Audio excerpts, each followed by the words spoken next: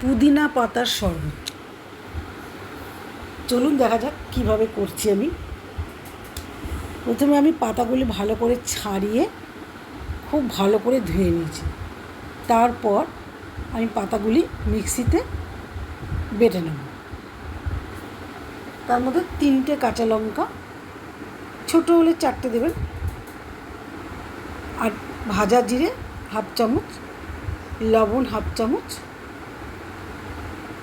আর অল্প চিনি আর জল, সামান্য জল আমি পরে দেব। দেখুন বাটাটা হয়ে গেছে। এবার আমি একটু ছাঁকনির সাহায্যে ছেঁকে নেব।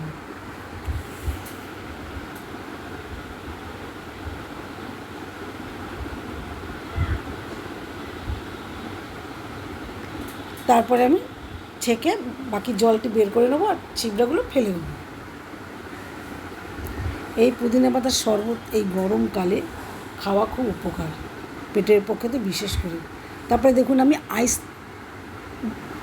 রেডি করে রেখেছি। ওর মধ্যে এক একটা পুদিনা পাতা দিয়ে তার মধ্যে জল দিয়ে আমি ডিপ ফ্রিজে রেখেছি। আইস হয়ে গেছে। দেখুন আপনাদের আমি দেখাচ্ছি করে। এটা আমি এখন ডিপ ফ্রিজে রাখবো।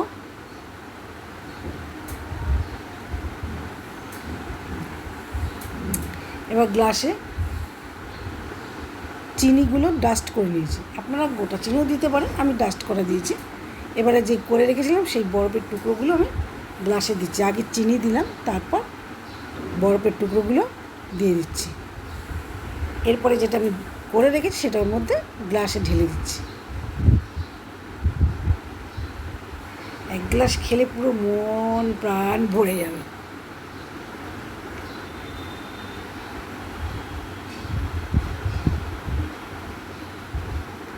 এবার আমি একটু ডেকোরেশন করে দিচ্ছি লেবু দিয়ে, আর উপর দিয়ে পুদিনা পাতা দিয়ে ডেকোরেশন করে দিচ্ছি।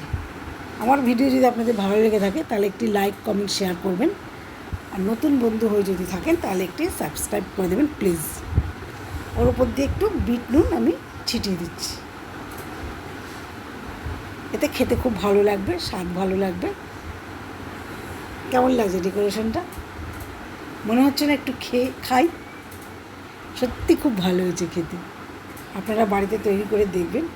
বেশি না, পুদিনা পাতা একাটি কিনালেই হয়ে যাবে।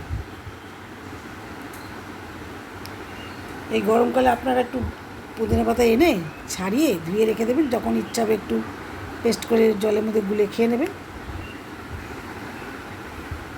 আশা করি আমার ভিডিওটি আপনাদের ভালো লেগেছে। যদি ভালো লেগে থাকে একটু লাইক, কমেন্ট, শেয়ার করে দেবেন প্লিজ। টাটা।